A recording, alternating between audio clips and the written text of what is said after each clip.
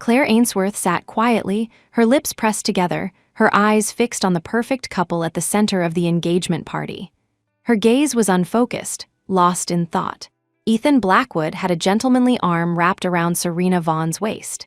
He moved through the crowd with a perfectly calibrated smile, exchanging toasts with business partners from every sector. Yet his face showed no hint of intoxication. Noticing Claire's stillness, he sighed and guided Serena toward her. "Claire, this is Serena Vaughn. From now on, you should call her your sister-in-law." Claire snapped back to reality. As she looked up, her eyes met a face that was a 50% match to her late sister, Eliza Ainsworth. "Sister-in-law?" Claire's voice dripped with a mixture of disdain and disappointment. When she spoke again, her throat trembled. "Brother-in-law, you want me to call her sister-in-law? I can accept that you don't want me anymore, but are you abandoning my sister now, too? Why would you find a substitute to disgrace her memory?" Ever since Ethan had rescued Claire from that car crash 5 years ago, he had treated her like his own sister, and she had always called him Ethan. The title brother-in-law hadn't passed her lips in a very long time.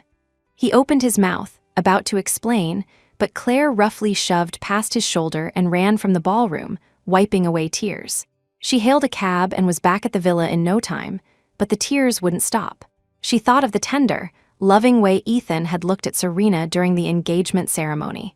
That gentle expression, it used to be reserved only for her. Suddenly, the sharp, urgent ring of the doorbell shattered her thoughts. The courier handed her a parcel containing her university acceptance letter and offered a good-natured smile. "Wishing you all the best for your future." Claire took it and mumbled a polite thank you, her expression devoid of any joy. Just as she tore open the package and pulled out the elegant acceptance letter from Westwood University, her head teacher called. "Claire Ainsworth, have you received your acceptance letter? Is it from Brighton University?" She nodded, though he couldn't see. "I got it. It's from Westwood University." Both Westwood and Brighton were among the top universities in the country. But Westwood was out of state, while Brighton was right here in the city. Hearing her words, the head teacher's voice rose in panic. "Claire, what happened? Did you fill out your application incorrectly? Mr. Blackwood specifically instructed us to have you apply to Brighton University." How am I supposed to explain this to him now? Claire remembered how, when she had just started high school, Ethan had decided her future for her. Attend Brighton University, so it would be convenient for him to look after her. But now he had a fiancé, a substitute for her sister, it seemed, and Claire knew she had to give up on her foolish dreams. Leaving was the best choice. She gripped the phone, her voice firm. "Teacher, I didn't make a mistake. I want to go to Westwood. I'll explain it to my brother-in-law. It's not your fault." The head teacher opened his mouth to argue, but Claire's simple statement, "I'm an adult now," cut him off. Finally, he sighed and hung up the phone. Claire's knuckles turned white as she clutched the acceptance letter. At 13, she had lost her parents in an accidental car crash. By the time Ethan arrived, her sister, Eliza, was using her last breath to entrust Claire to him. The terrified young Claire, her face streaked with her sister's blood, had looked up at Ethan, tears streaming down her face, and choked out, "Brother-in-law, I don't have a home anymore." Ethan's heart ached as he pulled her into his arms, murmuring softly, "You're Eliza's sister, which makes you my sister. Claire, from now on, my home is your home." From that day on, she lived in the Blackwood home, and Ethan, known to the world as the Ice King, showered her with all his patience and affection. He was there for her first period, carefully looking after her and personally buying her sanitary pads. A man with deep-seated germophobia, he would eat food she offered him, even after she had already taken a bite. Later, even as his company grew larger and he became so busy he often skipped meals, he never once missed a parent-teacher conference for her. And her birthdays were always a grand affair, orchestrated by him. Everyone said Ethan spoiled Claire like a princess, and Claire believed it too. She had the best brother in the world. It wasn't until adolescence, when her first stirrings of love began, that Claire realized the unusual flutter in her heart during their time together was a clear sign of her feelings for Ethan. On the night of her 18th birthday, Claire decided the time was right. Tipsy from the celebration, she leaned in and kissed him. Then she whispered, "Ethan, I like you." The moment Ethan felt the soft touch on his lips, he stood up abruptly, his body rigid. For the first time ever, his face darkened at her. After that day, Ethan began to keep his distance, and they could never return to the effortless intimacy they once shared. Unwilling to accept it, Claire demanded an explanation, only to receive a single, cutting sentence from Ethan. "You're Eliza's sister, which makes you my sister. Do you really see me as a sister? You're only 8 years older than me. My sister would have wanted us to be happy." Before she could finish, Ethan cut her off, his tone leaving no room for argument. "Only a sister." A few days later, the Blackwood family announced an alliance through marriage with the Vaughn family. The next time Claire saw Ethan, he had Serena Vaughn by his side, a woman who bore a 50% resemblance to Eliza. Claire's heart shattered all over again. Why was she allowed to be a stand-in for her sister, while Claire, who shared her sister's blood, couldn't be loved by him? She finally understood. Between her and Ethan, it was utterly impossible. In that moment, Claire finally let go of the love that had died before it even had a chance to bloom. She thought, since I'm an adult now, it's time to leave. Leave this place and stop being an eyesore to Ethan. With her mind made up, Claire began to plan her departure. She checked the orientation date on her acceptance letter. Less than 40 days left. Claire's eyes reddened. She decided that for these last 40 days, she would be a perfectly obedient little sister. When Ethan returned, Claire hastily wiped the tear stains from her face and nervously hid the acceptance letter behind her back. But Ethan had already seen it, his brow furrowed slightly. Did the acceptance letter arrive? Claire nodded, a flicker of nervousness and guilt in her eyes that didn't escape his notice. "Is it Brighton University?" "Yes, brother-in-law." Claire had rarely lied in her life, and her voice was barely a whisper. Ethan was about to press her on why she wouldn't show him the letter, but the title brother-in-law grated on him. He decided to ignore her odd behavior. "Good, study hard. If you need anything for school, just have my assistant take care of it," he instructed, forcing down the unease he felt as he looked at the perfectly well-behaved Claire. "Okay, thank you, brother-in-law." Claire let out a breath of relief, glad she hadn't been caught, but a strange wave of disappointment washed over her at the same time. Just then, Serena Vaughn pushed the door open and walked right in. As Ethan's fiancée, she now had unrestricted access to the villa. She greeted them with a radiant smile, though a flicker of hostility in her eyes was quickly masked as she looked at Claire. "Hello, little sister Claire." Claire's gaze fell on the familiar, chic tweed dress Serena was wearing. It was the one Ethan had won at an auction not long ago. At the time, Claire had naively hoped he had gotten it for her. Bitterness spread through her chest. Before Ethan could prompt her, Claire composed herself, stood up, and said politely, "Hello, sister-in-law." Hearing Claire address her as sister-in-law, Serena smiled sweetly. She had always been aware of this girl Ethan had taken in. Though they were 8 years apart, at the engagement party, she had noticed Claire's simmering emotions and had intended to put her in her place. But seeing her so sensible now, it was clear Claire had come to her senses. Serena's lips curled into a smirk. Thinking of her new outfit, she walked over to Claire and, feigning the warmth of an older sister, began to chat enthusiastically. "Little sister, what do you think of my dress? Isn't it lovely? You know, your brother gave it to me. Honestly, I didn't expect much from a guy so clueless about romance. But his taste is surprisingly good." Serena twirled happily, her words dripping with ostentatious pride. Ethan, who never knew how to navigate conversations between two women, remained silent. Claire could only force a smile and offer a compliment, her heart splintering with pain. The truth was, Ethan used to be terrible at picking out women's clothes. But after Claire was mocked at school, he had diligently studied fashion and styling, all so he could dress her up like a dazzling little princess. Ethan was a quick study. Claire was naturally beautiful, with a well-proportioned figure, a perfect model. After discovering the joy of dressing up his little ward, Ethan would order any beautiful outfit he saw for her. But now, Claire realized that the special affection he had once reserved for her was no longer exclusively hers. A lump formed in her throat, and she struggled to hold back tears. "Ethan, sister-in-law, I won't be a third wheel," she said quickly. Then she hurried upstairs to her room. Only when she was back in her room did she realize her face was soaked with tears. She knew it was wrong to fall for her sister's fiancé, but she couldn't control her heart. She didn't know what to do. But thinking of Serena, with her 5 out of 10 resemblance to Eliza, Claire felt a strange sense that Ethan had desecrated her sister's memory. How could he find a substitute? And why would he rather choose a substitute than her, the one who was even more like his sister? Perhaps her feelings should never have existed in the first place. Ethan had raised her for 5 years. He had done more than enough. She had to leave. The next morning, as bright sunlight streamed in, Claire rubbed her groggy head and checked the time. 8 o'clock sharp. After splashing her face with water to wake up, she went downstairs. When she reached the dining room, Ethan and Serena were already eating. They sat facing each other, with Serena in the seat Claire always used. She was using Claire's bowl and chopsticks, the set she and Ethan had picked out together, the one with the cute little pig pattern on it. Serena was the first to spot her. "Little sister, you're awake?" she called out. "Your brother cooked today. We're in for a treat," she smiled coquettishly, looking like a seductive rose. But to Claire, she was just a painful eyesore. Hearing the words "little sister," something inside her snapped.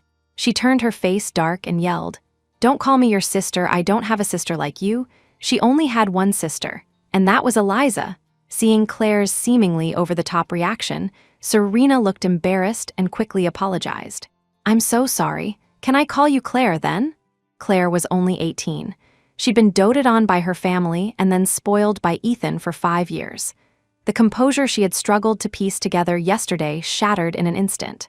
"What gives you the right to sit in my seat? To use my bowl and chopsticks?" She had already accepted Ethan's engagement to Serena, accepted that her feelings for him were impossible. She had been ready to spend her remaining time here being a good, obedient little sister. But seeing Serena act like the lady of the house, so casually using her things, Claire couldn't stop her eyes from turning red. Her outburst made Ethan's face darken. "Claire Ainsworth, I'm the one who didn't tell your sister-in-law that bowl was yours. But she's already using it. Can't you stop being so petty? Give it back to her, and I'll buy you a new one later." He was genuinely angry now, his voice laced with indignation. "Claire Ainsworth, apologize to your sister-in-law. She came here so early today just to help you shop for things you need for university. How can you be so impolite? I've really spoiled you rotten." Claire didn't feel she had done anything wrong. The pattern on the bowl was so distinct, it was obviously someone's personal item. Serena's excuse that she used it because it was cute was flimsy enough, and Ethan hadn't even bothered to correct her. What was Ethan thinking? Now that he had a new lady of the house, could he just cast her aside completely? A wave of feeling wronged washed over her. Claire's eyes filled with deep disappointment as she looked at the man in the master seat, his face contorted in anger, with none of the doting affection he once had for her. She stormed out the door. Serena, having moved to a different seat, watched the tense atmosphere between the siblings and couldn't help but let a small smile touch her lips. "Ethan, don't be angry.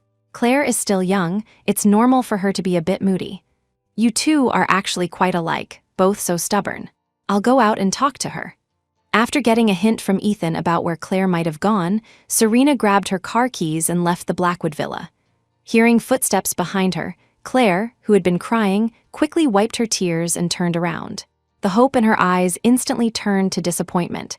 It was Serena, not Ethan.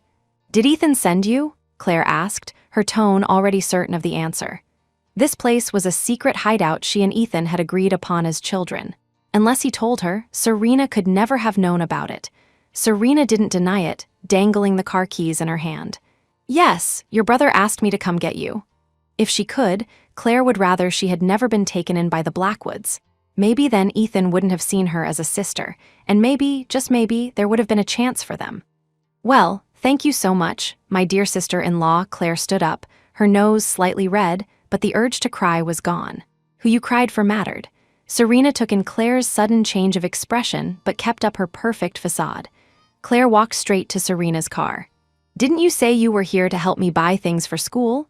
Serena smiled, got into the car, and stepped on the gas, driving to the largest mall in the city. While they were shopping, Serena simply smiled and accompanied Claire. Whatever Claire picked out, Serena swiped her card without a glance at the price. She looked every bit the dutiful elder caring for a junior. A bitter taste filled Claire's mouth. Honestly, she hated her youth, which made everything she said or did seem like a childish whim. When she said she liked Ethan, Her confession was dismissed as a girl's confusion between familial affection and romantic love. When she got angry because someone used her things without asking, she was seen as throwing a tantrum at Serena. She could sense that Serena knew about her forbidden feelings for Ethan, but she was merely treated as a naive child, never taken seriously as a threat. Claire looked at the bodyguards behind her, laden with shopping bags, and sighed with a frown. Soon, she would be gone. Serena noticed Claire lingering in the summer clothing section and grew curious. She walked over and patted Claire's shoulder. "You've been looking for a while. If you can't decide, just buy them all." Claire snapped back to the present and nodded. Serena called over a sales associate. As they watched the staff pack the clothes, Serena asked casually, "Claire, I heard from your brother that you applied to a local university, didn't you? Why aren't you picking out some down jackets? Why so many short-sleeved shirts?" Claire stiffened. Westwood University was in the south, where the weather was warmer. A light jacket was enough even in winter. But the local climate was cold, which was a different story. "I still have plenty of down jackets at home. I don't need new ones," Claire explained, her head lowered. Serena nodded in mock understanding. She knew what was going on but said nothing. After all, the farther away this little sister was, the better, right? Ever since their argument, Claire and Ethan had been in a cold war.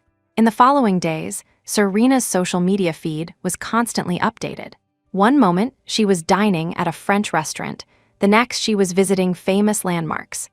Even from a simple photo of them holding hands, Claire could feel the tender affection and sweetness in Serena's captions.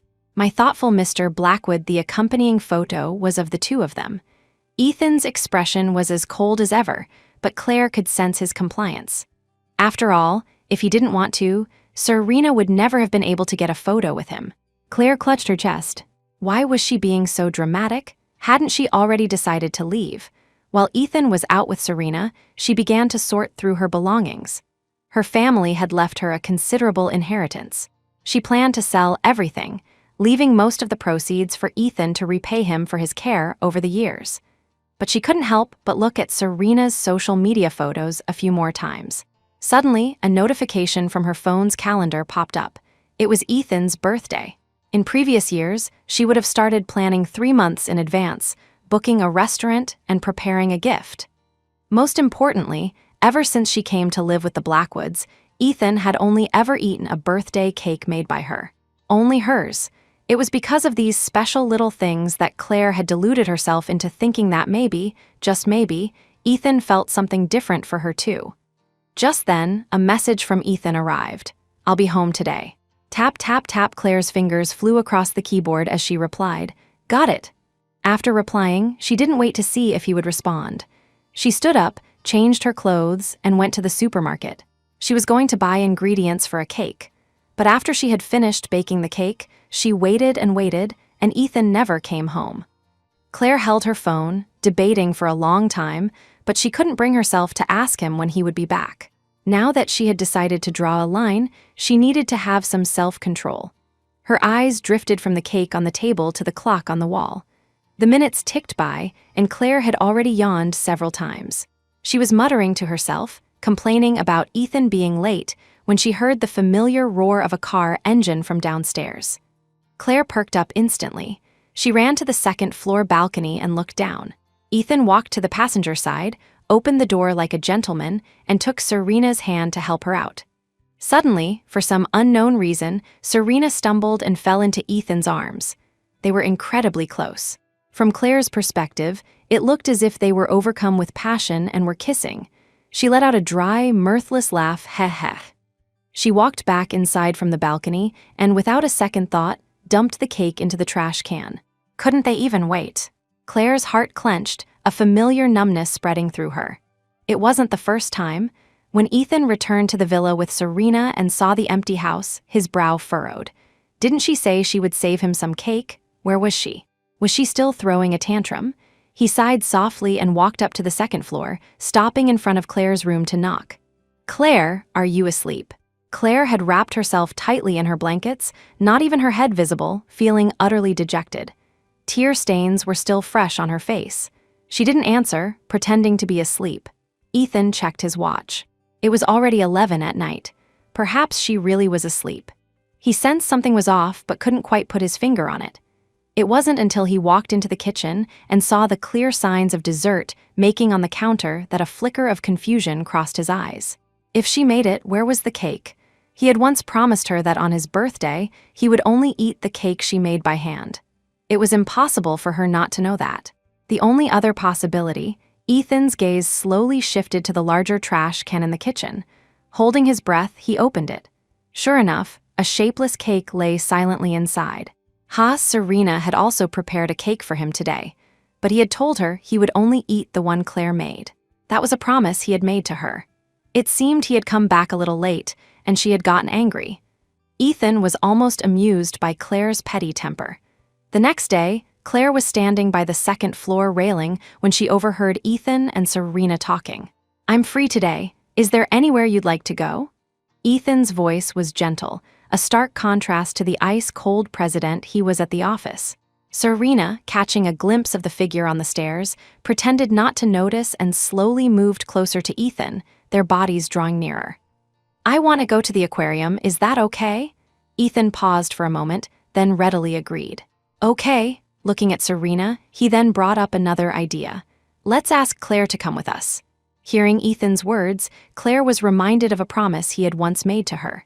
Just before her final exams, she had clung to his hand, begging him coquettishly that if she got into Brighton University, he had to take her to the aquarium. So was this his way of offering her a handout? What was the point of bringing a third wheel on their date? Although she was sad, she couldn't fight the desire in her heart. She still wanted to see him, to spend a little more time with him in these final days, even if it meant being a third wheel. After getting ready, the three of them drove to the aquarium together. Growing up, Claire's world had been small and her family's rules were strict. After the accident, she had spent the first 2 years in therapy for her trauma. Once she started high school, there was no time to go out and have fun. So, this was her first time at an aquarium. She was a little excited, her eyes darting everywhere. The deep blue water and the dreamlike sea creatures all felt new and fascinating to her. She spotted an adorable dolphin and followed it with her eyes, accidentally bumping into Serena, who was in front of her. The impact was light, it was just a walking bump. After all, but for some reason, Serena fell directly to the ground. Her eyes reddened as she rubbed her already bruising ankle. Claire was completely stunned. Had she really pushed that hard? Ethan saw Serena on the ground and a helpless Claire standing beside her, and his face clouded over. "Claire, what did you do?" He knelt to check Serena's injury, his expression growing darker the more he looked. I didn't do anything. I just bumped into her by accident. I didn't think it would be this serious," Claire stammered, tears of frustration welling in her eyes. She replayed the moment in her head. She only remembered that after she bumped into Serena, Serena had somehow stumbled towards a corner, hitting the hard glass, which was why the fall was so severe. So, she did it on purpose. Claire couldn't believe it, her eyes widening. "Why would she frame me?" Serena looked at Ethan, her voice weak. "Ethan, don't be harsh with little sister Claire. She didn't mean to push me." "I just wasn't standing steady." Hearing this, Claire almost laughed out of sheer anger. She didn't understand. She had already given up, so why did Serena still see her as a rival? Did she really think Ethan could ever fall for her? Claire was about to explain further, but Ethan's cold, piercing gaze stopped her. "Apologize to Serena." Claire looked at the fallen Serena, who was now giving her a provocative look, completely different from her gentle act just moments before. She understood. "I will not apologize. I only touched her lightly. I didn't do this." Ethan looked at Serena's swollen, bruised ankle, then at the stubborn Claire. The sweet, obedient Claire he remembered. Why did she always have to be at odds with Serena? "You won't apologize." "Claire Ainsworth, where are your manners? Is this how I raised you?" Claire looked at Ethan, who was now calling her by her full name. She watched his aggressive posture, and for some reason, her mind drifted back to the past. After her trauma improved with therapy, Ethan had sent her back to school. But at school, a few girls, jealous of the quiet but beautiful Claire who was popular with the boys, framed her for stealing. Suddenly, the entire class looked at her with suspicion. Claire tried her best to explain, but with conclusive evidence, almost no one believed her. And the classroom's security camera just happened to be broken. The head teacher had no choice but to call Ethan to the school. At the time, Ethan didn't even ask what had happened. He dragged the girl who framed her into the office and casually threw a black card on the desk. He sneered, "You're saying my Claire stole something? Pray tell, what possible reason would she have to steal your trash? Do you think I don't have the money to buy her something better? You also said Claire hit you out of shame. So what if she did? If she hit you, she hit you. I'd be more worried about her hands getting dirty. As long as my Claire is happy, I can afford any amount of medical bills." In that moment, Ethan was nothing short of a hero in Claire's eyes. That day, the girl had tremblingly apologized to her. The next day, her family vanished from high society. From then on, no one dared to mess with Claire. Everyone knew that even though her parents were gone, she had a brother who spoiled her to the bone and would stand by her unconditionally. But the Ethan who would have always chosen to believe her, no matter what, was now forcing her to apologize to Serena. A chill ran through Claire's heart. Not wanting to make things difficult for him, she finally, slowly, mumbled 3 words. "I'm sorry," but after saying them, it felt as if all the life had been drained from her. She had no desire to see the rest of the aquarium. A week later, Claire had packed everything. She clutched the bank card containing all the money Ethan had spent on her over the years. The amount was more than enough. Claire knew this money was nothing to the Blackwood family, but she just wanted to be free of debt. As she was lost in thought, a knock came from the door. "Claire, come with us to the old estate today to see grandfather." It was Ethan. They went back to the estate once a month to spend time with Arthur Blackwood SR. In the years she had been under Ethan's care, Claire had come to see the amiable and kind old man as her own grandfather. She didn't know that Arthur SR didn't have much time left. She just obediently agreed. Ethan dismissed the driver and took the wheel himself. Claire instinctively moved towards the passenger seat, but then, remembering something, she silently opened the back door instead. Serena, dressed in a gentle, chic designer suit, naturally slid into the passenger seat. Ethan helped her with her seatbelt and started the car. On the way to the estate, Ethan and Serena chatted idly. Serena's bell-like laughter occasionally rang out, grating on Claire's ears. She silently put on her headphones and mindlessly scrolled through short videos, her mind elsewhere. Suddenly, a large truck swerved into their lane. Ethan slammed on the brakes, but the truck seemed to lose control and crashed straight into them. In a flash of sparks, the car's airbags deployed. Ethan only felt a sharp impact to his head. A few minutes later, he touched the blood on his forehead and looked at the unconscious Serena beside him. Then he quickly turned to the back and met Claire's dazed and helpless gaze. Hiss, Ethan took out his phone and dialed 911. Soon, the ambulance arrived. Thinking of his grandfather, who was still waiting for him, and Serena, Ethan sighed. Under Claire's pleading gaze, he instructed the paramedics to take Serena onto the ambulance first. "I'm sorry, save her first." Between me and Serena, he chose Serena. That was the only thought in Claire's mind before she fainted. Somehow, the wound in her heart felt even more intense, more painful than any physical injury. A tear slid from the corner of her eye, tracing a path to her lips. So bitter. It was so bitter. When Claire woke up in the hospital, there was only a young nurse by her side. The nurse told her that Ethan had left with Serena, asking her to take care of Claire and that all the bills had been paid. Claire nodded, her eyes devoid of any emotion, like a pool of stagnant water. After learning her injuries weren't serious, Claire politely thanked the nurse and checked herself out of the hospital. Claire wanted to leave. If a week ago, a fully prepared Claire still had some hesitation, the Claire of today had absolutely no reason to stay. Claire changed out of her hospital gown, took a cab back to the villa, and finished packing her suitcases. As for the other non-essential items, like the birthday gifts Ethan gave her every year, and some of her stuffed animals, she packed them all neatly into a box and placed it in the corner of her room. It would be the first thing Ethan saw when he opened the door. Thinking of the past 5 years, Claire sighed. Finally, she opened her phone and sent Ethan a message. "Can you come home for dinner tonight?" Tonight, she would make one last meal for Ethan and make up for the birthday cake. It would be a final farewell. In the past, she could have relied on his affection and called him without a second thought, even if he was in a meeting. Because back then, Claire knew she was his top priority, but she thought of his words, "Save Serena first."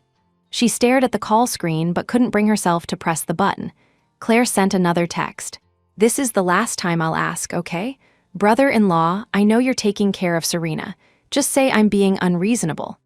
At that moment, Ethan was by Serena's hospital bed, his phone buzzing incessantly. He had silenced notifications for everyone except Claire. Serena looked at him weakly. Ethan, you should reply. Claire seems to be in a hurry. Ethan pressed his lips together, put down the apple he was peeling, and picked up his phone. Seeing Claire's messages, he felt a sudden emptiness in his chest, a strange, indefinable feeling welling up from within. It was as if something was being stripped away from his heart. Sensing Claire's persistence and unable to ignore the growing unease, he finally replied, Okay, I'll be home tonight. Receiving the message, Claire felt a wave of relief. She wanted to confess everything tonight, that she was leaving the Blackwood home, that she had recognized the gap between them. She was giving up. She was tired. She didn't want to love anymore.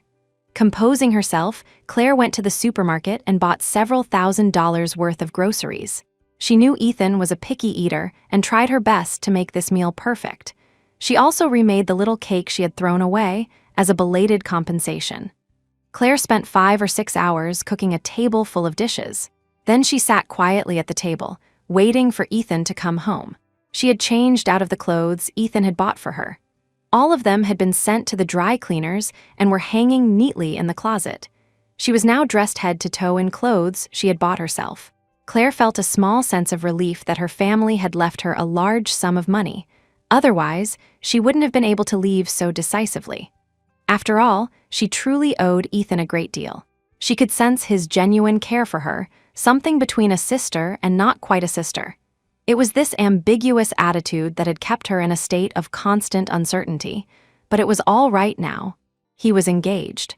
She no longer had to struggle in this quagmire. As she thought, time ticked by, but Ethan never returned. Claire stared at the front door, not a single sound. The villa was silent, so empty just like her heart. A thought struck her. She opened her phone and tapped into Serena's social media feed. Sure enough, it had been updated. The latest post was from 3 hours ago. In one photo, Ethan and Serena were sitting together, looking like a perfect couple. In another, Serena was posing with Arthur Blackwood SR. The old man looked at her with a kind, satisfied expression.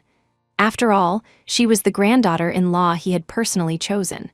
He was just hoping they could give him a great-grandchild in his final days. A sarcastic smile touched Claire's lips. She switched to her chat with Ethan and stared at his message. Okay, I'll be home tonight. Liar, Claire muttered. If he wasn't coming, he could have at least sent a message to dismiss her. Was he just going to leave her waiting like this? Claire stared at Ethan's profile picture for a long time before choosing to delete him as a contact. Then she deactivated her messaging account and switched to the new phone number she had prepared. The process was smooth. She had rehearsed it in her mind 1,000 times. But after it was all done, staring at the empty contact list on her newly registered account, she still felt a suffocating sadness. Claire tried her best not to think about Ethan. She opened a travel app and bought a ticket for the next available flight. Before pulling her suitcase out of the villa, she left the bank card and a note. Ethan Blackwood, I'm sorry. Thank you for taking care of me all these years. I know it's impossible between us. I'm sorry my feelings caused you trouble, but don't worry, I've chosen to give up just as you wished. Goodbye. She crossed it out. Goodbye forever. After writing, Claire felt a sense of relief, immediately followed by a crushing sense of loss and a heavy heart. Her love story had ended before it even began. Pulling her suitcase, Claire hailed a cab and headed straight for the airport without a single look back. Farewell, Ethan Blackwood. From now on, we go our separate ways, never to meet again. Ethan returned late at night. When he got out of the car and saw the pitch-black villa from a distance, his expression soured. Whatever. I'm the one who broke my promise, he thought. Ethan carried a small, stuffed animal, a popular new release from an international brand. Claire adored this brand's toys and was dedicated to collecting them all. Looking at the latest model in his hand, Ethan could almost picture Claire's delighted face. Stepping into the villa, he was met with a chilling silence. It felt empty and cold. A strange, ominous feeling crept into his heart. He flipped on the lights, and his eyes fell upon a table laden with food, beside which sat a cake with the numbers 26 on it. Ethan knew at a glance that this was Claire's way of making up for his birthday cake. Remembering the misshapen cake in the trash the other day, he wondered, did the first one fail, so she made this one to compensate. Ethan set down the gift bag and walked to the dining table.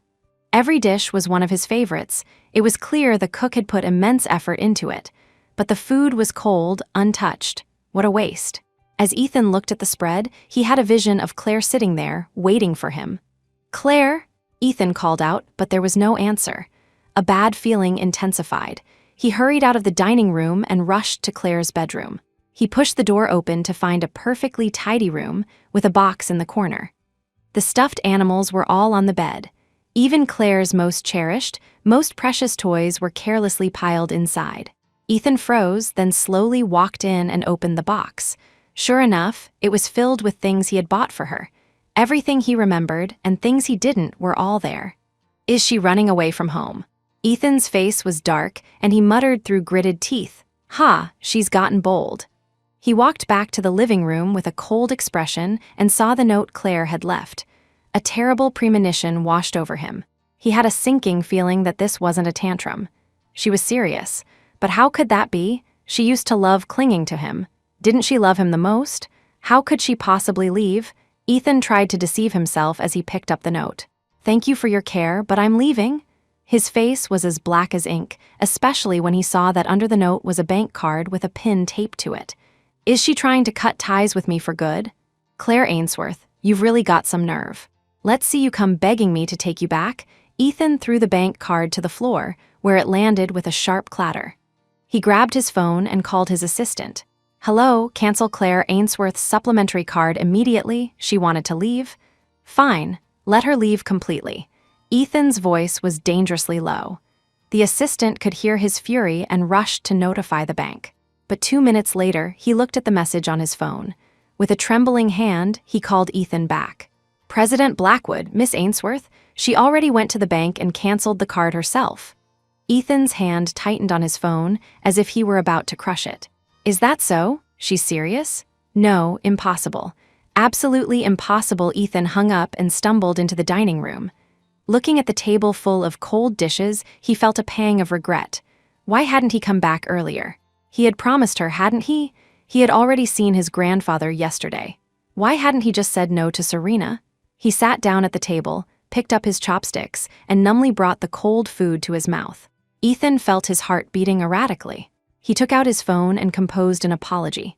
"Claire, I'm sorry. Something came up today and I just got back. It's my fault. Where did you go? It's late. It's not safe outside. Come home soon." But when he sent the message, a glaring red exclamation mark stabbed him in the eyes. She blocked him. Ethan's hand trembled. A surge of anger erupted from his chest. She had really grown up. She even dared to block him now. Swallowing his rage, he dialed her number. But all he heard was a cold, electronic voice. "Hello, the number you have dialed is no longer in service." Ethan's anger was doused as if by a bucket of ice water, and a bone-deep chill spread through him. His panicked heart was in agony. "Claire, where in the world are you?"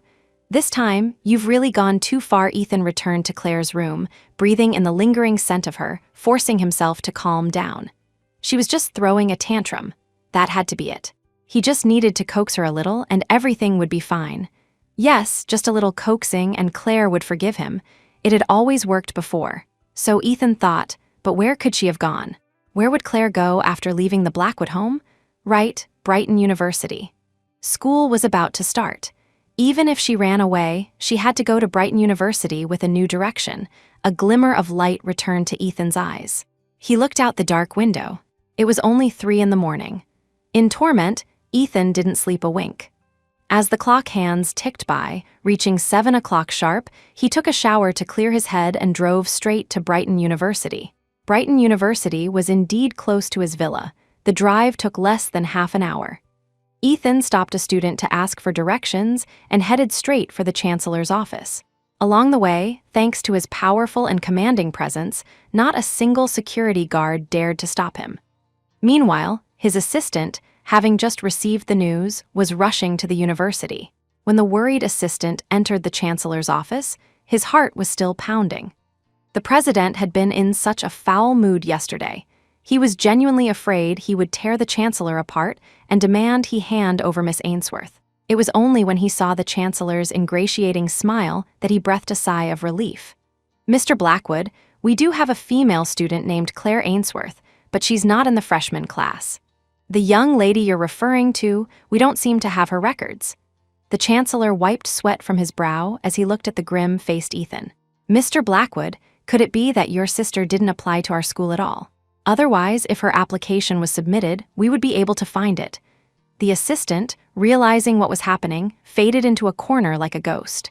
Ethan pressed his eyes. He hadn't slept all night and had rushed over first thing in the morning, only for it to be a complete waste of time. "Claire Ainsworth, what on earth are you doing?" Hearing the Chancellor's words, Ethan thought of the note Claire had left. They had agreed she would go to Brighton University, hadn't they? Had she been planning to leave him all along? Ethan thought of the Claire who had boldly confessed her feelings to him on her 18th birthday, the naive girl whose eyes had only been for him. And now she was telling him she didn't love him anymore, that she wanted to leave. It wouldn't be that easy. Ethan's gaze flickered to the assistant in the corner, his voice suppressed. "Find out. Check with her high school head teacher and her close friends. Find out where she went." The assistant nodded and quickly left. "Claire Ainsworth, you've really gotten bold." But when Ethan remembered how Claire's eyes used to shine when she looked at him, how her gaze always followed him, he still couldn't believe she had truly given up on him. After learning from the head teacher that Claire had enrolled at Westwood University, Ethan was momentarily stunned. She had really run that far away, just to escape him? No, impossible. This had to be a new trick she'd learned. Was she playing hard to get? Ethan bit his lower lip, leaving a faint mark. His phone rang. It was Serena. He hung up without hesitation and looked at his assistant. "Book me the next flight to Weston City." He couldn't deny it. Claire had succeeded. The assistant glanced at the work schedule. "President, you have several meetings today." Ethan shot him a death glare.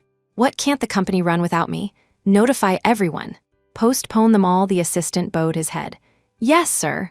"President, it's booked. The next flight is in 2 hours." Ethan nodded. "Tell the driver on second thought I'll drive myself." By the time Ethan arrived in Weston City, it was already 3 in the afternoon. He went to Westwood University and found out Claire's major and class. Unfortunately, it was still 3 days before the official check-in date on the acceptance letter, so Claire hadn't arrived yet. This meant Ethan couldn't find her.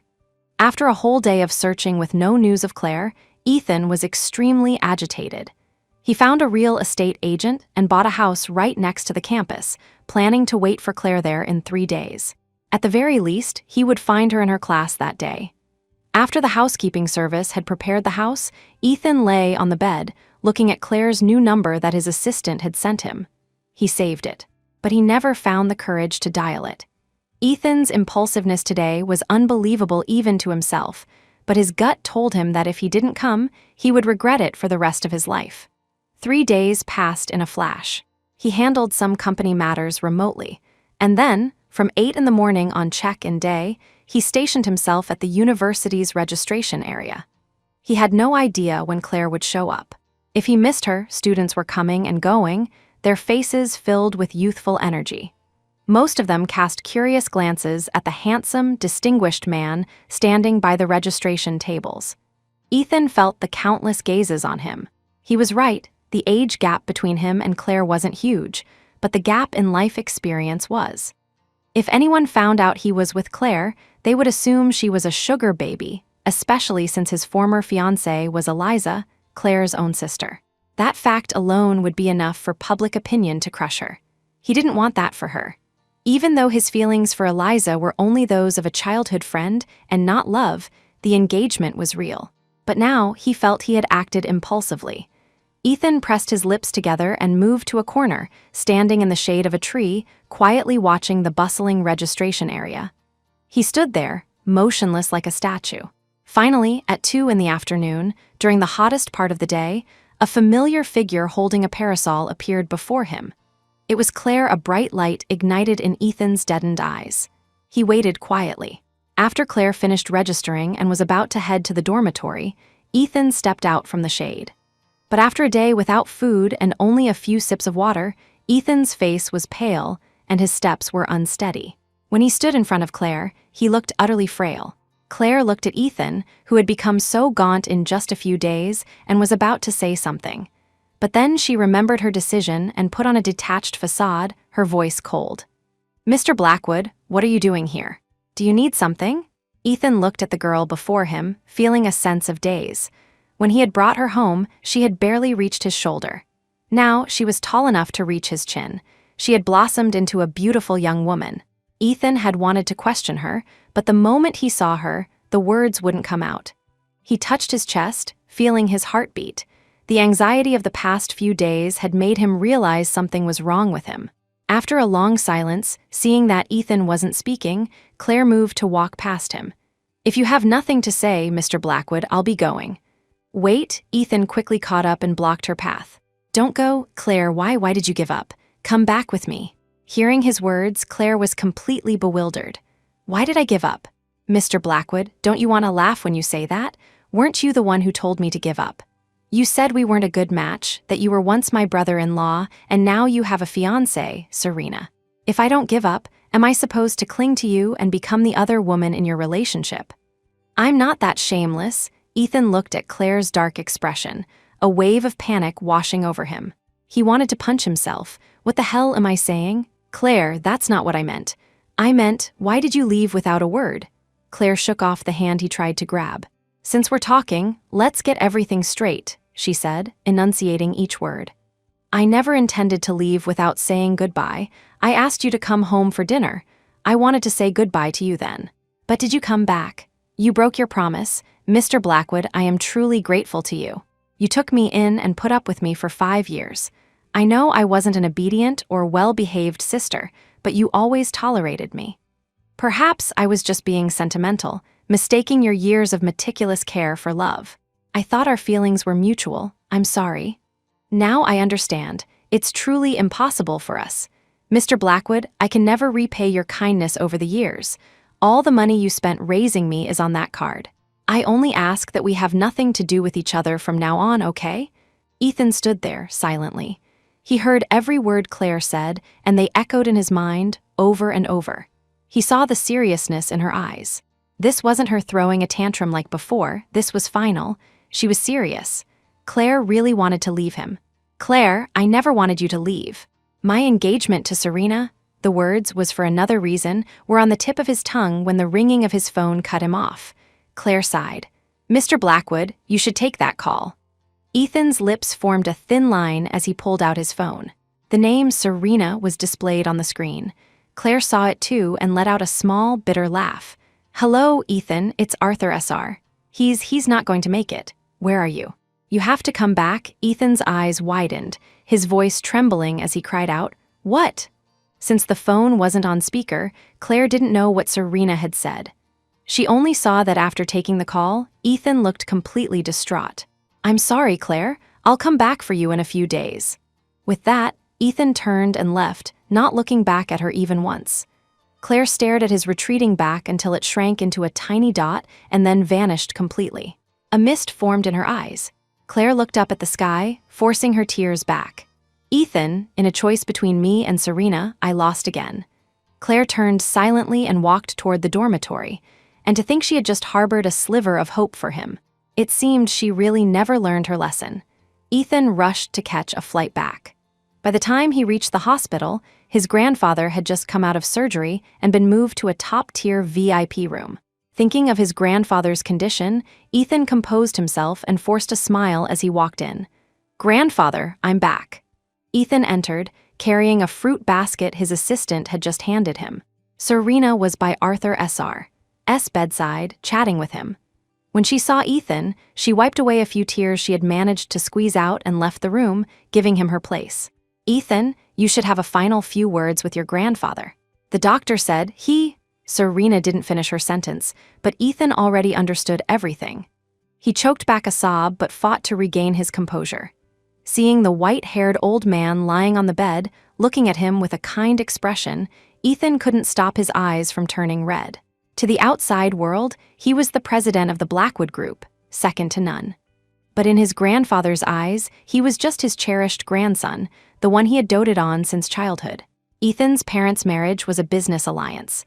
After he was born, they went their separate ways, showing him little affection. Growing up, the only person who had truly cared for him was his grandfather. That was why, when he learned his grandfather's last wish was to see him married with children, he had emotionlessly agreed to get engaged to Serena, a woman he felt nothing for. But now, looking at his grandfather's spirited appearance, Ethan knew it was just a final burst of energy before the end. "Little Yan, come here, let me talk to you." Ethan moved closer and sat on the edge of the bed. He didn't know why fate was so cruel. He wasn't married, he didn't have children, and now his grandfather was leaving him. "Grandfather, go on, I'm listening," Ethan said, his voice thick with emotion. "Little Yan, grandfather knows you've wronged yourself for my sake, haven't you? I can see it. You don't actually like Serena, do you?" The old man smiled, looking at Ethan. "Grandfather, Arthur S.R., cut him off. Little Yan, I don't blame you. It was my mistake. You young people have your own ideas. You can't sacrifice your own happiness for me. Little Yan, the one you actually like, is that girl Claire, isn't it?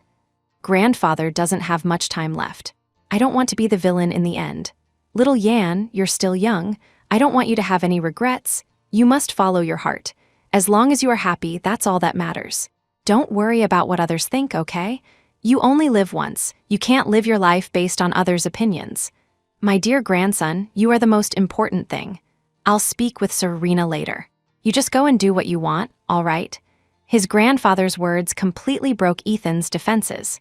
He hadn't cried in over a decade, but now he was sobbing like a child. The last family member who truly cared for him was about to leave him. "Grandfather, I understand. Don't worry."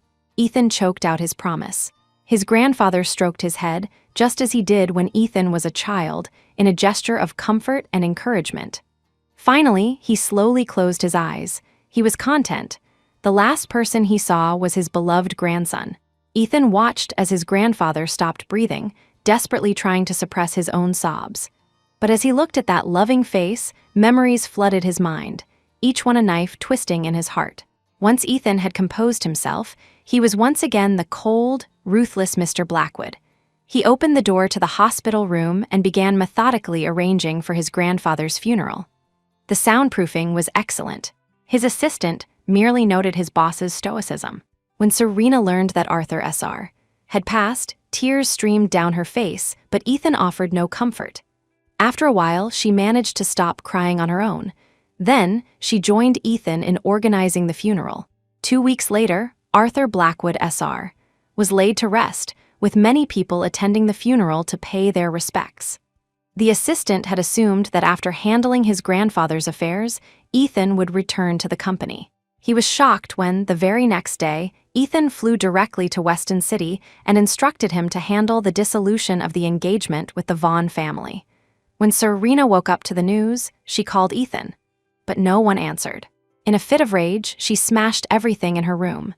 Meanwhile, on the plane, Ethan's mind was filled with his grandfather's words. "I know you like that girl, Claire. Could it be true? Did he really love Claire Ainsworth?" Ethan couldn't believe it. All this time, he thought he only saw her as a sister. But maybe his grandfather was right. If she were just a sister, how could he explain his impulsive behavior after finding out she had given up on him? How could he explain those 5 years of special treatment? He would personally look after her during her period, making her brown sugar tea. His misophobia had an exception only for her. He even thought of that cold dinner. When had he ever been reduced to eating a cold meal? Everything pointed to one conclusion. His feelings for Claire were indeed special. But was that special feeling love? He felt his own heartbeat, a steady drum, as if knocking open a long sealed door in his heart. Ethan now realized that his feelings for Claire were different from his feelings for Eliza. He and Eliza had grown up together, and because of their family's arrangement, he had always seen her as his future wife. He felt a sense of responsibility towards her, but not love. And for Claire, perhaps at first it was pity and guilt, but later he was truly drawn to the bright, sun-like Claire. She was so vibrant, so alive, and she made him understand. Life was a verb. Having recognized his own feelings, Ethan no longer hesitated. This time, even if Claire had already decided to give up on him, he had to make his feelings clear. He had to let her know that he liked her too. After getting off the plane, Ethan saw Serena's missed calls. He licked his lips and sent her a message. "I'm sorry, Miss Vaughn. Arthur S.R. has passed away. You don't need to continue this act with me. Thank you for your cooperation during this time. Tell my assistant what you would like as compensation. I heard you already have someone you like. I've held you up for a long time. You can go find him now." After sending the message, Ethan blocked Serena. He had once heard his assistant say that being a faithful man was the best dowry. Now that he had recognized his feelings for Claire, it was best to cut ties with other women. Ethan went straight to the chancellor's office. With the donation of a new laboratory building, he obtained Claire's class schedule. He didn't know how to make Claire forgive him, but he had to show up first. His abrupt departure last time seemed to have caused a misunderstanding. However, it was currently the freshman orientation training period, and Claire had no classes. Weston City was known for its scorching sun. Thinking of the delicate Claire, Ethan's expression changed. He rushed to a pharmacy to buy heatstroke medicine and cooling spray. When he reached the training field and saw Claire standing at attention, a pang of heartache shot through him. It hadn't been long, but she was almost a shade darker. Claire, who had always been so particular about her appearance, seemed to have grown stronger. In the past, she would have already asked for a break. Meanwhile, Claire, who had been standing under the sun for half an hour, felt her head grow dizzy. She hadn't noticed Ethan's arrival. The girls next to her had long since noticed a handsome man standing not far away, but due to the stern instructor, they didn't dare to whisper. Sweat beaded on Claire's forehead and the tip of her nose. She had low blood sugar to begin with, and her body was weak from past attempts at dieting. She hated standing at attention more than anything. She could do drills, run laps, and practice military boxing, but she couldn't stand still. Normally, standing for a short while would drain her energy, let alone standing in a rigid military posture. Claire felt her vision start to blur. The sky darkened, and the people in front of her merged together. All she could see were their black heads, one after another. Just before she fainted, she realized her symptoms were from heat stroke. Ethan, standing not far away, was startled by Claire's sudden collapse. Before anyone could react, he rushed to her side, scooped her up in a Princess Carry, and asked anxiously, "Where's the infirmary?" The instructor realized something was wrong and quickly had a female student show Ethan the way. Ethan, holding Claire, walked steadily and quickly, reaching the infirmary in just a few minutes. He gently placed her on a bed. He helped her drink some warm water, and the cool air in the infirmary brought some color back to her cheeks. Ethan looked at Claire, who was resting with her eyes closed, and felt the intense anxiety in his heart from moments ago. Was this what it felt like to care for someone so deeply? When Claire woke up, a quarter of an hour had passed. She slowly opened her eyes, and her gaze fell on Ethan, who was sitting by the bed talking to the doctor. Why is he here? Seeing that Claire was awake, Ethan finally breathed a sigh of relief. Remembering how she had fainted, his tone carried a hint of transferred anger. "Don't push yourself if you can't handle it. Why didn't you report it and go rest in the shade? I'll talk to your instructor later and have you stand in a cooler spot during training, away from the sun." Claire looked at the concerned Ethan, her heart stirring slightly, but her words remained cold. "My fainting doesn't seem to be any of your business, does it, Mr. Blackwood?" With that, she turned to the doctor. "I've rested enough. I should get back to training." Claire got up from the bed and started to walk out. Ethan watched the stubborn Claire, wanting to be angry, but in what capacity could he control her now? He watched her retreating back and followed her. If he couldn't control her, he could at least follow, right? If his assistant saw Ethan's current attitude, he would definitely suspect his boss had been possessed. How did his temper become so good? Claire reported back to her squad. The instructor, not daring to be too harsh, let them rest after less than 15 minutes. A few of Claire's roommates who had witnessed the whole scene gossiped. "Claire, what was that all about? Did you get heat stroke? Yeah, you shouldn't push yourself like that. By the way, who was that guy who carried you? He's so handsome, totally different from the boys around here." Claire didn't know what to say and just replied, "He's my former neighbor. We don't have much of a relationship anymore." One of the girls, clearly sensing the tension between Claire and Ethan, teased, "No relationship now? I can tell he cares a lot about you. And look, he's even bringing you bubble tea." Claire turned around and saw Ethan standing behind her, holding 4 cups of bubble tea. "Hello, please take care of our Claire for the next few days. She's not very strong. Please have these bubble teas." Claire's roommates cheered, eagerly taking the cold drinks and happily sipping them. Seeing Ethan acting so familiar, Claire sighed in exasperation. "What are you doing here again?" Ethan's lips curved into a slight smile. "Bringing you bubble tea." Claire waved her hand in refusal. "I don't want it, take it away." Ethan looked at Claire, did some quick mental calculation of the date, and seemed to understand. He went and got her a cup of warm water instead. "Sorry, I forgot." Claire stared at the cup of warm water and suddenly thought of her first period. She had been so scared, thinking she was dying. After all, she was bleeding for no reason, and her lower abdomen felt like it was being crushed by a weight, the pain making her face pale. She had even told Ethan her last words, that she didn't want to leave him, but she was happy to be reunited with her parents and sister. Ethan had looked at her and then burst out laughing. He called the female housekeeper to bring sanitary pads and had her teach Claire how to use them. Only then did she realize she wasn't seriously ill, her face turning as red as a beet. Ever since he learned she had painful periods, Ethan had personally taken care of her every month. But after he got engaged to Serena, he never made her brown sugar tea again. But now, looking at the cup of warm water, Claire's eyes couldn't help but sting. What was wrong with her? Hadn't she already decided to give up? Why did he have to give her hope again, just as she was letting go? After the freshman orientation training ended, Ethan seemed to stick to her side like glue. He brought her breakfast in the morning. Then he followed her to audit her classes, and at noon, he would silently follow her to the cafeteria. Except for the women's restroom and the female dormitory, which Ethan couldn't enter, the two were practically inseparable.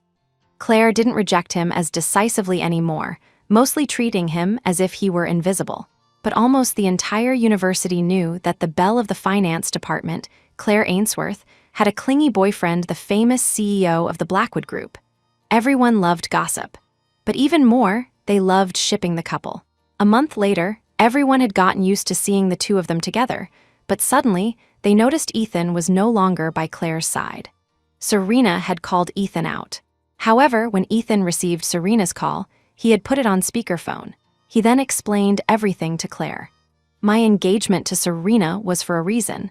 It was because of my grandfather that I was with her. He just wanted to see me get married and have children before he passed. And the day I left you, it was because my grandfather had died. I went to see him one last time." Seeing the vulnerable look on Ethan's face, Claire's voice softened. "You don't have to tell me all this, I don't mind. And I'm sorry. I didn't know about your grandfather." A flicker of joy sparked in Claire's heart. She felt a renewed sense of hope. Why was Ethan explaining all this to her? Did he like her too? "It's okay. Serena just wants to see me one last time. I'll be back as soon as I see her," Ethan promised. Claire looked at his sincere expression and said with a touch of pride, "Why are you telling me this? It's not like I care if you come back or not. I'd be happy if you stopped bothering me." Ethan chuckled lightly. "Then you won't be happy for long. I'll be back in 2 hours. This time, I won't break my promise." Serena sat at the bar, sipping whiskey. When she saw Ethan arrive, her eyes lit up. "Ethan?" Ethan sat down next to her, his voice cold. "Don't call me that, Miss Vaughn. We are no longer engaged." Hearing Ethan distance himself, Serena felt a pang of sadness. "Ethan, I love you." She downed the rest of her drink in one gulp. Ethan looked at her, frowning. "You're drunk. I know you have someone you like. Everyone in our circle knows."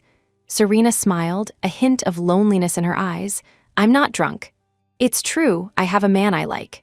But did you know that man is you?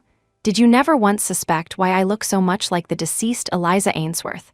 Ethan, have you really forgotten the little girl you saved when you were a child?" Hearing these words, Ethan's eyes flickered. The person Serena likes is me. His mind drifted back to the past. When he was 7, he had indeed saved a little chubby girl from being bullied. She was being tormented, even verbally abused. Ethan had always been mature for his age, and the Blackwood family was at the top of their social circle. After he intervened, the other children didn't dare to continue. He had said a few words, something along the lines of fatness not being related to ugliness, and that those with ugly hearts were the truly ugly ones. So the little chubby girl in the oversized princess dress was Serena? "So?" Ethan asked. Seeing that he finally remembered, Serena was overjoyed. "You remember? I wanted to see you with a new look. I even became your fiancé, but you, why? Ethan's expression remained unreadable. Why? Because I don't like you, so naturally there's no reason to maintain our engagement. Why are you looking for me now? I want to be with you again. I want to win your heart. I want you to love me. Serena stared at Ethan's handsome, cold face, speaking with an obsessive tone. Ethan's eyes were filled with mockery. Ha, so I saved you, and now you're going to repay my kindness with malice. He motioned to the bartender. A glass of water. He was thirsty after all that talking, but after taking 2 sips, a wave of heat surged through him. He realized he had been drugged. You, Serena's face was now twisted with a crazed expression. Ethan, you're mine. You can only be mine. She had bribed the bartender here long ago. No matter what Ethan ordered, it would be drugged. She knew that although Ethan was a CEO, he didn't have any scandals and was a rather traditional man. As long as they slept together, she could marry him. Serena smiled. 2 burly men emerged from the shadows and carried Ethan to a hotel room. Meanwhile, more than 2 hours had passed. Claire looked at the time on her phone, remembering that other night. Liar. You broke your promise again. Claire returned to her dorm alone, thinking of her interactions with Ethan over the past few days. It felt like a dream. Now, it was time for the dream to end. She blocked Ethan, then suddenly saw the app icon he had insisted on installing on her phone. He had wanted to keep track of her location in real time, afraid she would disappear without a word again. The app showed the live location of both of them. Claire suddenly felt a sense of dread. Something was wrong. Ethan's attitude these past few days didn't seem like he was just playing with her. So, he was in trouble. She opened the app and saw Ethan's location was at a hotel, just as she suspected. She quickly called a cab and reported to the police that her boyfriend had been drugged. Thankfully, the location wasn't far. She hoped she could make it in time. She rushed to the hotel, ignoring the front desk staff, and used their computer. Seeing Serena's familiar name on the check-in list, she quickly memorized the room number. Faster, faster, Claire prayed that Serena hadn't gone completely insane. Claire stood panting in front of the room door. Forcing herself to calm down, she cleared her throat and knocked. Hello, room service. Just a minute, it was Serena's voice. I don't need any room service. Claire didn't hear Ethan's voice and suspected he had already passed out. She continued to disguise her voice to buy time. Ma'am, you are a valued VIP guest of our hotel. Please let me in to clean or my supervisor will scold me. Please, ma'am. Serena's disdainful and angry voice came through the door. You'll be scolded. What's that got to do with me? Go away or I'll file a complaint against you. Claire was out of options, but then her phone rang. It was the police. She quickly answered, gave them the specific room number, and let them handle it. No matter how arrogant Serena was, she wouldn't dare to defy the police. When the police entered and saw the unconscious Ethan on the bed, Serena was still trying to argue. Officers, what's the matter so late at night? My boyfriend is drunk. We need to rest. An officer looked at her sternly. Are you sure he's your boyfriend? Serena nodded frantically. Of course he's my boyfriend. Why else would I get a room with him? Claire emerged from the corner, holding up her phone, which displayed the news of the Blackwood and Vaughn families' dissolved engagement. Oh, I wasn't aware that Ethan Blackwood was still your boyfriend after he broke off the engagement with you. Serena's face turned pale. Before she could continue her defense, the police took her away. Claire rushed to check on Ethan. Seeing him in a deep sleep, his face flushed, she knew it was bad. She quickly got him to the hospital. After hearing what the doctor said, Claire cursed Serena. Her methods were truly despicable. She had given Ethan an aphrodisiac. Thankfully, Claire had arrived in time. If she had been any later, Serena might have actually succeeded. Claire sent Ethan's medical report to the police station and then waited for him to have his stomach pumped. By the time he was out and on an IV drip, it was already 10 at night. Looking at the weak man on the bed, Claire sighed. She had told herself she would give up, so why couldn't she be more ruthless? She understood Ethan's intentions over the past few days, but she still couldn't fully believe it. She had been disappointed too many times. She was afraid that if she agreed this time, Ethan would just tell her again that they were impossible. Claire was severely lacking in a sense of security. As she thought, her head began to nod, and her eyelids grew heavy. Soon she fell asleep. The next morning, when Ethan opened his eyes, he saw Claire's sleeping face next to him. His head still ached.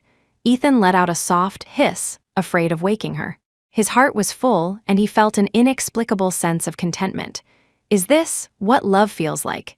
Ethan couldn't help but smile. But then he thought of Serena, who had drugged him, and the joy in his eyes turned to scorn. How dare she drug me? If it weren't for Claire noticing something was wrong, the Vaughn family, it seems they've had it too easy for too long. Claire had been sleeping sitting up and hadn't slept well. When she woke up, the sun was already bright. Just then, Ethan walked in with breakfast. Seeing that Claire was awake, he smiled. "Come have some breakfast." Claire nodded, her head lowered, and sat down obediently. The atmosphere between them was full of unspoken affection, just one step away from being official. Ethan was the first to speak. "Claire, thank you." He had promised to be back in 2 hours yesterday, but because of Serena's scheming, he had broken his promise. But to his surprise, Claire wasn't angry. Instead, she had sensed that something was wrong and saved him. He was so glad she was willing to trust him. Ethan was truly touched.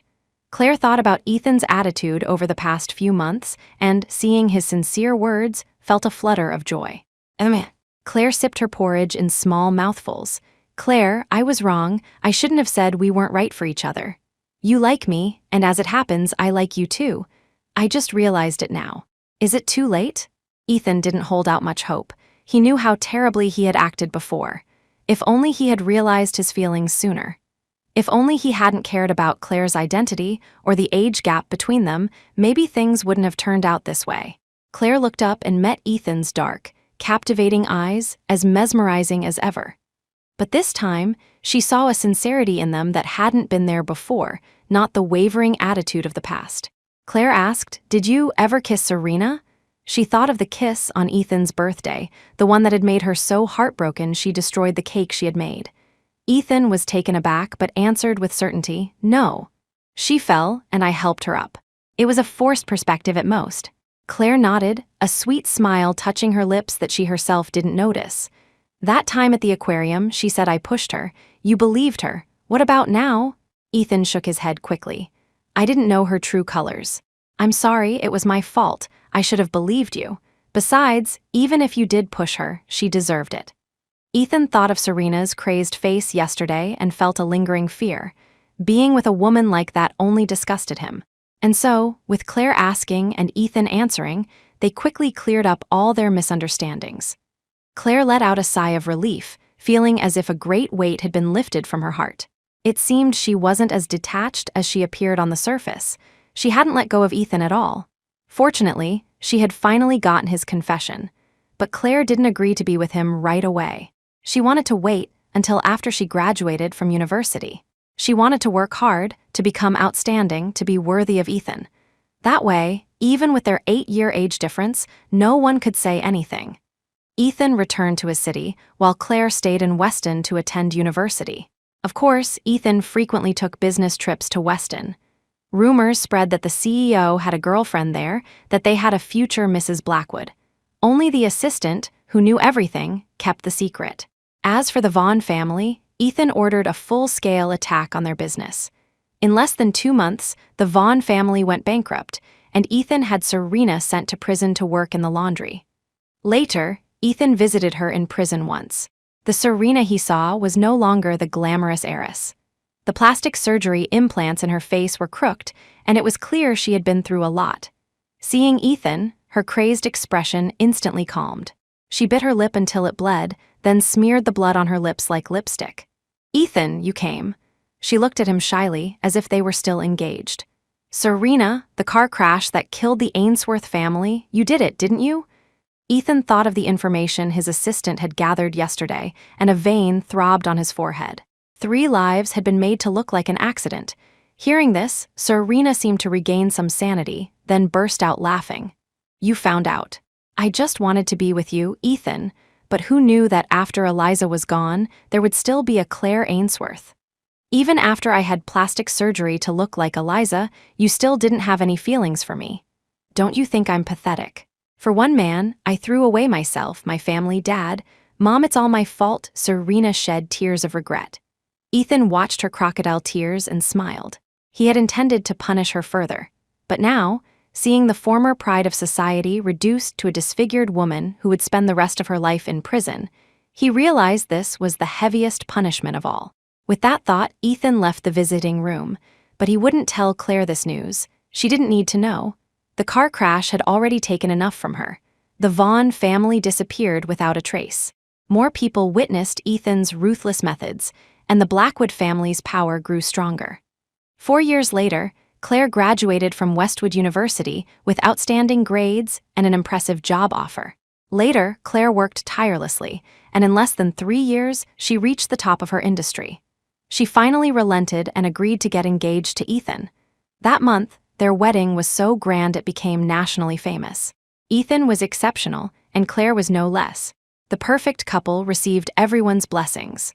On their wedding night, Claire looked at Ethan and thought of herself on her 18th birthday. Replaying the scene in her mind, she raised a glass of wine. "Ethan, I like you." Ethan, now in a suit, had a more mature charm. He kissed Claire and replied, "Me too." Claire looked at him and teased, "No, you're supposed to say, Claire, you're still young. You don't know what love is. We're not right for each other." Ethan looked at the mischievous, fox-like Claire and wanted to go back in time and slap his former self a couple of times. Claire watched Ethan's crestfallen face and laughed happily. "Dad, Mom, sister, I'm very happy now. You'd be happy for me too, right?"